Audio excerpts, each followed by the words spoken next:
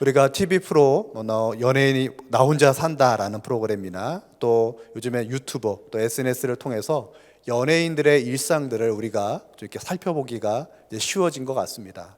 그런 것들을 보고 있으면 연예인도 우리랑 별반 다른 게 없구나. 또 때로는 와, 저렇게 화려한 인생을 살다니 너무 부럽다. 이런 두 가지 마음들이 생기죠.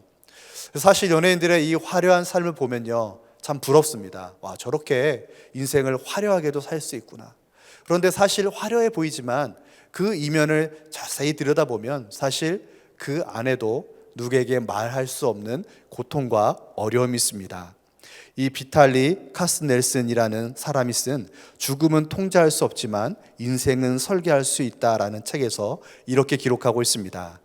타인의 찬사에 기댄 행복은 중독성 있는 마약과 같아서 끊임없이 갈망하고 더 많은 용량을 원하게 된다. 이런 사람들은 자신이 결코 통제할 수 없는 외부의 힘에 행복을 건다. 당신의 팬이 오늘 당신을 사랑하지만 내일이면 더 빛나고 화려한 다른 대상을 찾아 떠나갈 수 있다. 다른 사람의 찬사를 받으면 받을수록 어떤 마음이 듭니까? 그게 마약 같아서 그 환호와 찬사를 계속 받고 싶다라는 마음이 사람들의 마음속에 든다는 것이죠. 그리고 언제든지 그 사람들이 나를 떠나갈 수 있다라는 사실 때문에 불안에 떨게 되고요, 또 불면증에 시달리게 되고, 또 많은 탑 연예인들이 언제 내 이 인기가 식을까 걱정하고 염려하게 되는 것이죠. 수많은 팔로워들이 있고 또 많은 사람들이 추종하는 사람들도요, 사실 진실되게 나의 마음을 나눌 수 있는 단 한 명의 친구가 없어서 외로워하고 지쳐하는 모습을 보게 됩니다. 오늘 이런 모습을 보여주고 있는 한 인물이 등장하는데요, 바로 헤롯이 그런 인물입니다. 그의 인생은요, 태어날 때부터 금수저 인생입니다. 왕의 자녀로 태어났고요, 많은 권력을 가지고 있었습니다. 그리고 그는 많은 돈과 많은 것들을 누리는 삶이죠. 오늘 본문에서 우리가 읽어봤지만 그의 화려한 그 생일 파티를 수많은 사람들이 등장하는데, 그 수많은 사람들은요, 이 갈릴리 지역에서 가장 유명한 셀럽들입니다. 가장 유명한 사람들과 함께 생일 파티를 벌이고 있는 이 헤롯의 인생을 자세히 들여다보면요, 사실은 다른 사람들의 시선에 의식하며 살아가고 또 수많은 자신을 찌르는 죄책감 가운데 감옥과 같은 인생을 살아갔다라는 것을 볼 수가 있습니다. 반대로 동시에 그 가장 감옥 깊은 곳에 가 있는 침례 요한을 보게 됩니다.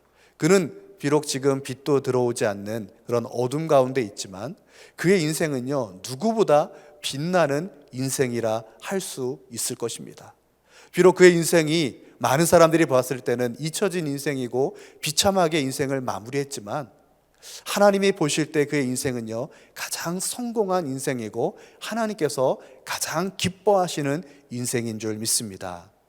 우리가 이 두 인물, 헤롯과 요한이라는 인물을 통하여서 헤롯은 어떤 인생을 살았는지, 또 요한은 어떤 인생을 살았는지를 함께 살펴보기 원합니다. 그리고 우리가 정말 원하는 인생, 우리가 정말 추구하고 있는 인생이 어떤 인생인지를 함께 돌아보기를 원합니다. 먼저 헤롯의 길을 살펴보기 원합니다. 헤롯의 길의 첫 번째 특징은 무엇입니까? 헤롯은 두 마음을 가지고 있었습니다. 오늘 이 본문 말씀에 등장하는 헤롯은요, 헤롯 안티파스입니다. 그리고 그의 아버지는 헤롯 대왕이죠. 헤롯 대왕은 예수님이 태어날 때 아이들을 죽였던 그 왕이 헤롯 대왕입니다. 이 헤롯 대왕은 이 로마의 시저라는 아주 절대 권력자가 이 애굽에서 엄청난 위기에 처했을 때 수많은 군대를 데리고 와서 목숨을 걸고 그를 구해줍니다. 그래서 그 대가로 이 유대 전체 나라의 왕이 되는 굉장히 큰 특권을 누리게 되죠. 그런데 사실은 이 헤롯이라는 인물은 이두메인입니다. 그러니까 유대인이 아니에요. 그러니까 유대인들이 좋아했을 일이 없죠. 그러다 보니까 이 헤롯이라는 인물은 두 가지 마음이 있었습니다. 늘 로마의 눈치를 봐야 되고요, 동시에 이 유대인들의 환심을 사야 됐습니다. 그래서 유대 하스몬가의 공주와 결혼을 하고요, 또 예루살렘의 성전을 아주 화려하게 건축합니다. 오늘 이 본문에 나와 있는 헤롯 안티파스 역시 아버지와 동일한 영향을 받았습니다. 본인도 유대인들을 다스려야 되기 때문에 이 예루살렘 성전 건축을 마무리하기 위해서 엄청난 노력을 쏟아붓습니다. 그리고 유대인들의 그 마음을 살려고 애쓰죠. 동시에 로마인들의 환심을 사기 위해서 자신이 통치하는 이 수도를 로마식 도시로 만듭니다. 그리고 당시 로마 황제였던 이 디베르의 이름을 따서 디베랴라고 부릅니다. 그러니까 내가 만든 그 도시의 이름을 황제의 이름을 따는 거죠. 그러니까 양쪽에 다 환심을 사기를 원하는 것이죠. 동시에 오늘 말씀에 보면요, 이 헤롯이라는 인물은 하나님의 말씀에 굉장히 관심이 많은 인물입니다. 그의 마음속에 하나님의 말씀을 듣고자 하는 마음이 있었던 것이죠. 오늘 본문 20절 말씀입니다. 우리 함께 읽도록 하겠습니다. 헤롯이 요한을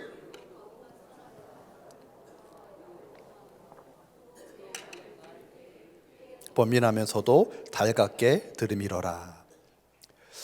이 헤롯이 요한을 감옥에 가둔 이유는 그가 헤로디아와 결혼했기 때문입니다. 이것은 하나님의 말씀에 어긋나는 일이기 때문에 요한이 이 잘못을 그가 지적합니다. 그럼에도 불구하고 이 헤롯은 이 요한을 보호하기 위해서 감옥에 가둡니다. 무엇으로부터 보호됐을까요? 그의 아내인 헤로디아로부터 보호하기 위해서 감옥에 가둔 것이죠. 참 아이러니하죠. 감옥은 자신의 인생을 가두고 어떻게 보면 아무것도 할 수 없게 만드는 곳 같은데, 사실은 그곳이 이 요한의 인생을 지키고 있는, 어떻게 보면 방어와 같은 곳이 되고 있었던 것이죠. 그리고 이 요한의 말을 들을 때마다 크게 번민했다라고 말하고 있습니다. 이 번민하다라는 단어가 아포레오라는 단어인데요, 어쩔 줄 모르고 쩔쩔매다라는 거예요.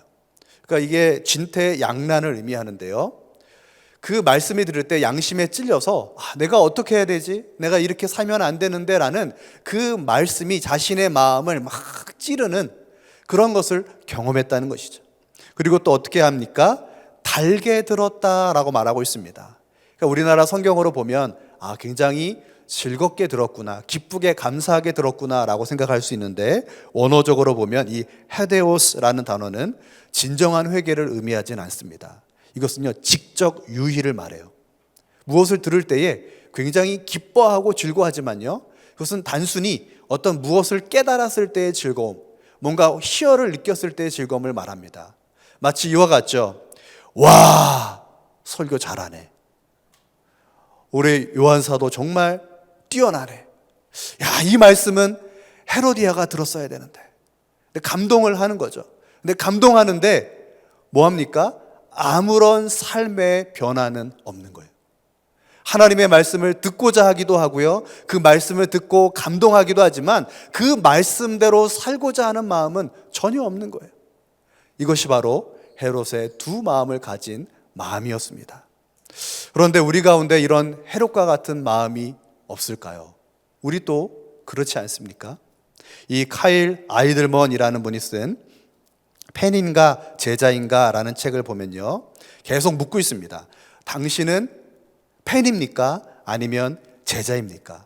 처음부터 끝까지 이걸 계속 점검하는 거예요. 그 중에 한 내용을 보면 이렇게 묻고 있습니다.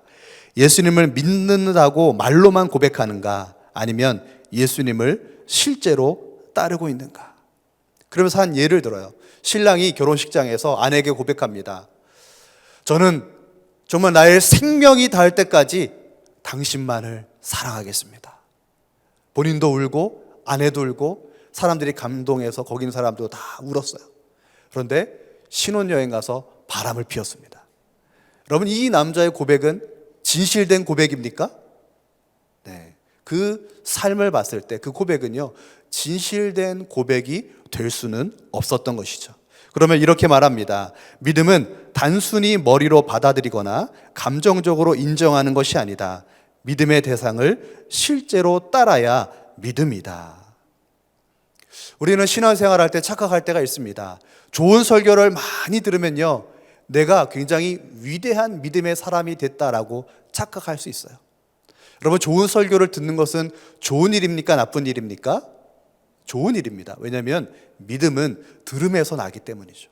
그러나 그 말씀을 듣기만 할 뿐 그 말씀대로 순종하며 살지 않는다면 그 말씀이 내 삶과는 아무런 연관성이 없는 말씀이 되고 마는 것이죠.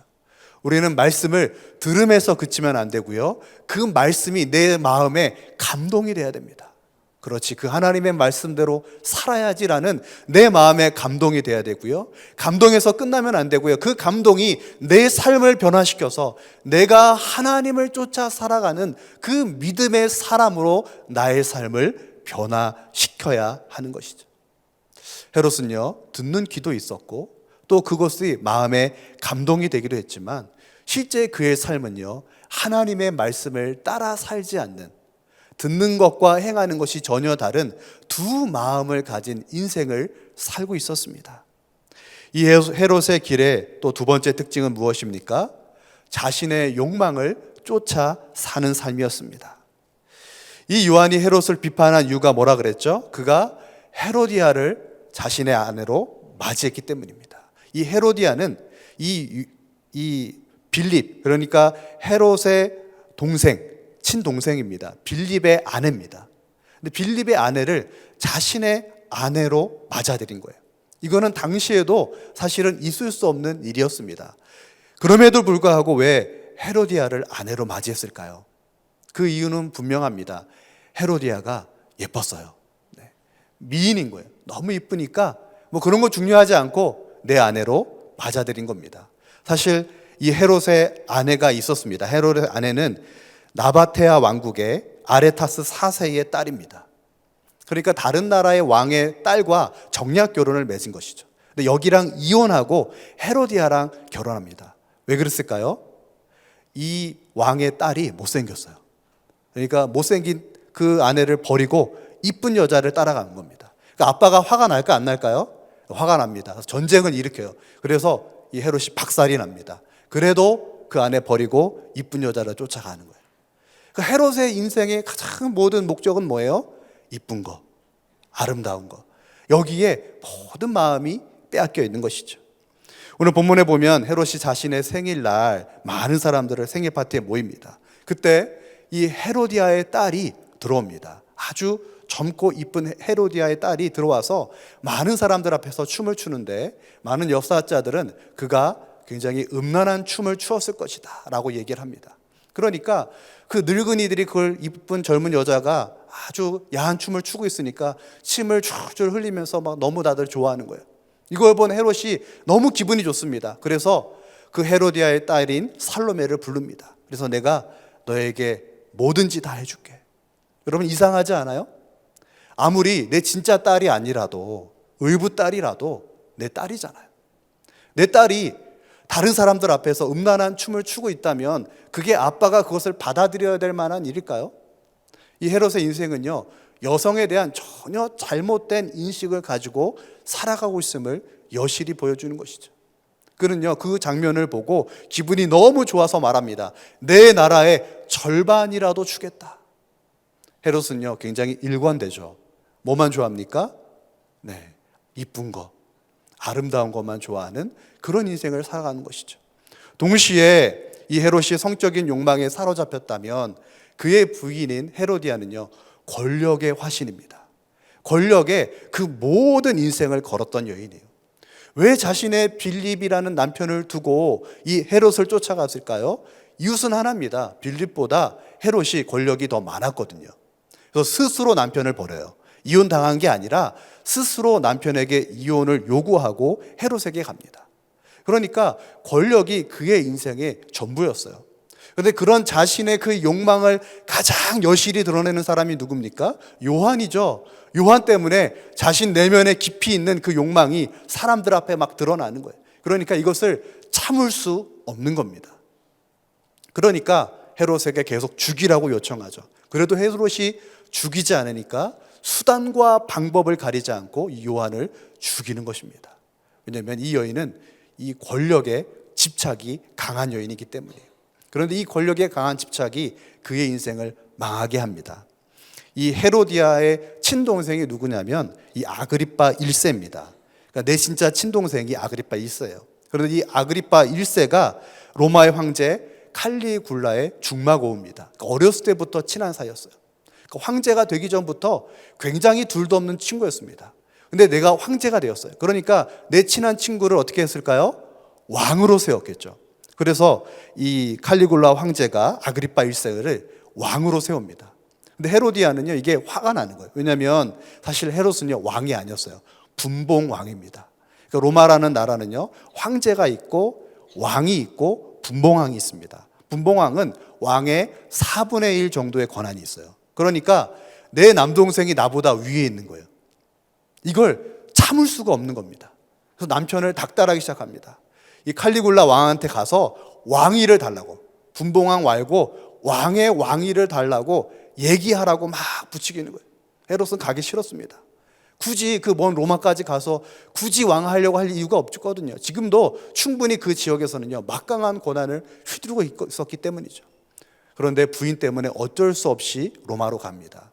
그때 이 아그리파 왕이 이 밀서 하나를 보내요. 그게 뭐냐면 헤롯이 옆에 있는 나라와 이렇게 내통을 해서 무기를 준비하고 반역을 준비하고 있다는 거예요. 물론 사실은 아닙니다. 그러나 이미 이것도 모르고 막 왕을 향해 왕권을 달라고 가는데 사실은 이 사자의 입으로 자기 발로 들어가고 있었던 것이죠. 결국에는요, 아무리 발뺌을 해도 소용이 없고 그 왕위가 폐위가 되고 지금의 프랑스 리옹 지역으로 유배를 떠나게 되고 평생 거기서 살게 됩니다.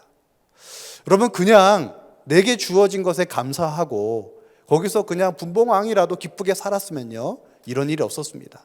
근데 헤로디아는요, 자신의 권력욕 때문에 자신의 남편과 자신의 인생을 파괴하는 결과를 맞이하게 된 것이죠. 여러분, 이런 부모 밑에 정상적인 애가 있을까요? 네, 정상적인 아이가 자라날 수 없습니다. 오늘 본문에 보면 헤로디아의 딸 역시 잘못된 방향으로 그의 인생을 살고 있습니다. 여러분, 많은 늙은 남자들 앞에서 이 음란한 춤을 추는 게 정말로 그 자신의 아빠 헤롯을 기쁘게 해주기 위해서일까요? 그렇지 않죠. 그 목적은 분명합니다.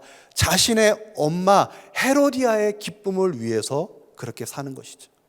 그러니까 이 살로메라는 인생의 그 삶의 가장 중요한 건 뭐냐면요, 내가 무엇을 위해 살까가 아니라 내가 어떻게 하면 엄마를 기쁘게 할까가 그의 인생의 목적인 거예요. 그러다 보니까 자신의 그 젊음과 아름다움을 하나님의 선지자를 죽이는 일에 사용하는 어리석은 인생을 살게 되는 것입니다. 성도 여러분, 욕망이 나쁜 건가요? 네, 욕망이 나쁜 것이 아닙니다. 여러분, 성욕이 있어야 아이를 낳을 수 있죠. 여러분, 권력욕이 있어야 내가 조금 더 나은 사람이 되기 위한 애와 열심을 쓸 수 있게 되는 것이죠. 다른 사람에게 인정받고 사랑받고 싶은 마음이 있어야 아주 친밀하고 깊은 관계가 가능한 겁니다. 그런데 욕망이라는 것이 왜 오히려 나의 인생을 파괴하는 도구로 돌아왔을까요? 그 이유는 그 욕망을 사용하는 목적이 잘못되었기 때문이에요. 이들은 그 욕망을요, 나의 기쁨과 나의 만족을 위해서 사용했습니다. 그러나 성경은요, 그것이 우리가 그 욕망을 사용해야 될 바른 방법이 아니라고 말하고 있습니다. 우리의 욕망은요, 바르게 다스려질 필요가 있습니다. 이 존 파이퍼 목사님의 돈, 섹스, 그리고 권력이라는 책에 보면 우리가 어떻게 욕망을 다뤄야 되는가에 대해서 나오고 있습니다. 우리는 다른 모든 것들보다 하나님의 영광을 가장 가치 있게 여기고 그분의 영광에 전율하며 그분의 아름다움에 감복하고 그분 자신과 그분의 모든 완전하심을 만끽하며 그분 안에서 만족하고 모든 것을 만족해 하시는 그분과 충만한 교제 안에서 깊고도 흔들림 없는 자족을 찾도록 지음받은 존재들입니다. 네, 기니까 굉장히 복잡하죠. 무슨 말입니까? 하나님이 우리를 창조하실 때부터 우리의 인생의 진정한 만족과 기쁨과 우리의 인생의 목적은 하나님 안에서만 발견될 수 있다는 거예요. 우리의 인생이 하나님 안에서 재설정될 때에만 우리의 인생에 있는 모든 것들이 정상을 찾아간다는 거예요. 그래서 그 모든 것들이 우리의 인생을 오히려 아름답게 만드는 구성 요소가 된다는 것이죠. 우리 주위에 있는 자녀나 또 후배나 이런 사람들이 좀 엉뚱한 짓을 하고 쓸데없는 인생을 살 때 뭐라고 말합니까? 아이고 왜 사냐, 한심해가지고 뭐 밥은 먹고 다니냐 그래가지고 이런 말 하잖아요. 무슨 말입니까? 왜 쓸데없는 짓을 해요? 인생에 목적이 없기 때문이에요. 왜 사는지를 모르니까 쓸데없는 짓하고 인생을 살아가는 거예요. 근데 여러분, 지금은 인생을 살아가는 많은 사람들이 그렇게 살고 있지 않습니까? 얼마나 많은 다음 세대들이 왜 대학에 가는지도 모르고 가야 된다니까 대학을 가는 거예요. 부모님의 욕심 때문에, 때로는 이 사회에 요구하는 바 때문에 그게 전부인 줄 알고 막 달려갑니다. 그러다가 어느 순간 깨달은 거죠. 나 어디지? 뭐 하고 있지? 나 왜 살지? 그런 현실의 질문 가운데 아무도 그 답을 주지 않는 거예요. 그리고 방황하고 힘들어하게 되는 것이죠. 우리의 인생은 가장 중요한 질문이 있습니다. 스스로에게 물어봐야 될 질문이 있어요. 웨스트민스터 소회리문답 제1문에 이렇게 묻고 있습니다. 사람의 제일 되는 목적은 무엇입니까? 사람의 제일 되는 목적은 하나님을 영원하게 하는 것과 영원토록 그를 즐거워하는 것입니다. 우리는 나의 영광을 위해 사는 것이 아니라 하나님의 영광을 위해서 살아야 한다는 거예요. 우리의 인생이 나를 위한 인생을 살다 보면요, 나도 모르게 나의 인생이 잘못된 방향으로 가더라는 거예요. 그런데 하나님을 위한 인생을 살다 보면요, 나의 인생이 바른 방향을 잡게 되고 나의 인생에 진정한 기쁨과 만족을 누리는 삶을 살게 된다는 것이죠. 그렇다면 하나님이 주신 비전을 따라 하나님의 영광을 위해 평생을 살았던 이 요한의 길을 우리가 함께 살펴보기를 원합니다. 요한의 인생은요, 분명한 목적을 가진 인생이었어요. 그의 인생의 분명한 목적은 무엇입니까? 예수님이 오시는 그 길을 예비하는 인생이에요. 스스로 나는 메시아가 아니라고 말합니다. 내 뒤에 오실 그 메시아는 그 누구보다 강하신 분이셔서 성령을 불빛듯이 여러분에게 부어주실 것입니다. 계속해서 예수님을 드러내는 삶을 살아요. 요한의 삶의 처음부터 끝까지는요, 예수님을 증거하는 삶, 예수님을 드러내는 삶이에요. 오늘 본문 말씀에서 이 요한이 죽고 있는 이 장면 자체도요, 의로운 자가 어떻게 불의하게 죽임을 당할 것인지, 예수님께서 어떻게 많은 사람들의 죄를 대신해서 죽으실 것인지를 보여주고 있는 장면입니다. 그의 삶부터 죽음까지 모든 것은요, 예수님을 드러내는 삶이었습니다. 요한이 나를 위한 삶이 아니라 예수님을 위한 삶을 살 수 있었던 이유는 무엇일까요? 먼저 그렇게 살 수 있었던 이유는 요한은 용기를 가지고 있었기 때문입니다. 어떤 용기입니까? 세상의 것을 두려워하지 않는 용기예요. 이 세상의 권력자들을 두려워하지 않았습니다. 요한도 알고 있었습니다. 헤롯에게 밉보이면 내가 죽을 수 있다는 것을 알았어요. 그러나 그런 권력자의 말을 전혀 두려워하지 않습니다. 물론 결국 그로 말미암아 죽음을 맞이하게 됩니다. 그럼에도 불구하고 사명을 따라 살아갈 용기가 있었어요. 내가 아무리 손해를 봐도, 내가 아무리 어려움을 겪어도 하나님께서 내게 주신 사명을 따라 난 그 길을 끝까지 가겠습니다라는 용기를 그가 가지고 있었던 것이죠. 그래서 어떤 경우에도 세상과 타협하지 않고 끝까지 주님이 원하시는 그 길을 갈 수 있었던 것입니다. 이 히브리서에 보면 믿음의 영웅들이 등장하는데요, 그 중에 모세를 소개하는 장면이 있습니다. 히브리서 11장 24절에서 25절 말씀 우리가 함께 읽겠습니다. 믿음으로 모세는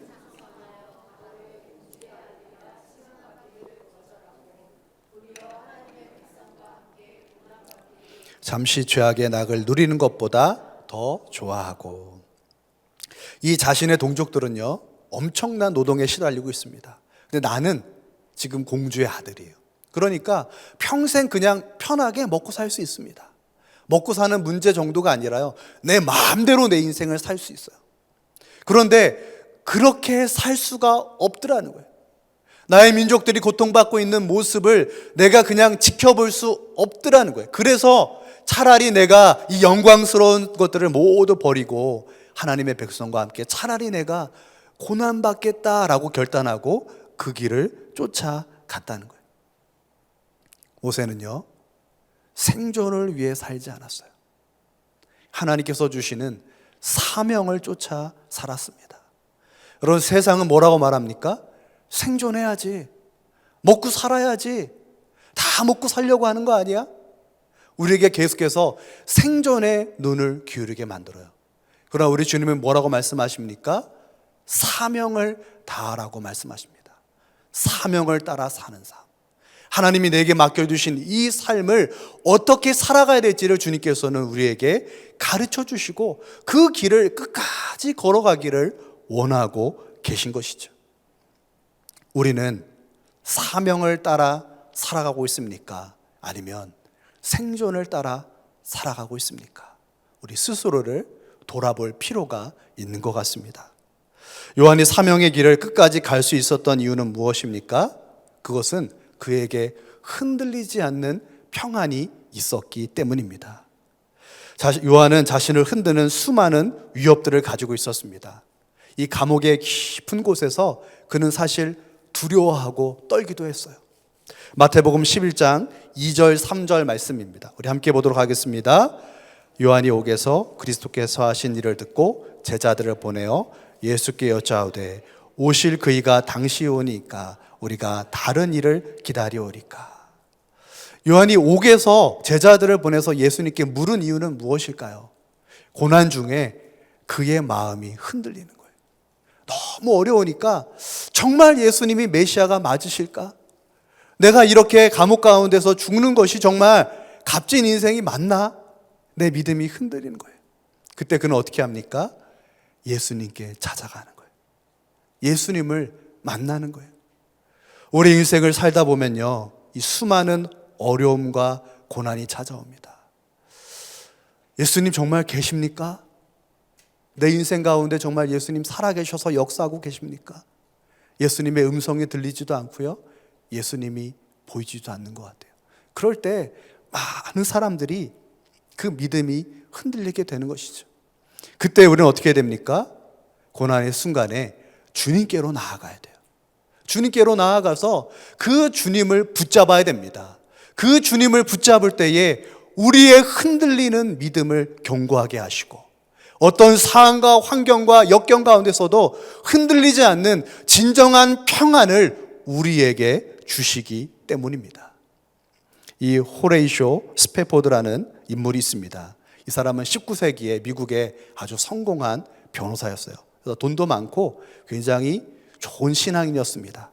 그런데 그의 인생에 이해할 수 없는 고난들이 찾아옵니다. 1871년 이 시카고 대화 화재 때 그의 모든 부동산 재산이 하루아침에 잿더미가 됩니다. 그리고 2년 후인 1873년에 그의 가족이 너무 힘들어가지고 유럽으로 잠깐 휴가를 떠나려고 합니다. 그래서 아내와 네 딸을 먼저 배로 실어서 보내요. 그리고 자신도 정리하고 이제 가려고 하는데 그 배가 가다가 바다에서 다른 배랑 부딪혀서 18분 만에 침몰합니다.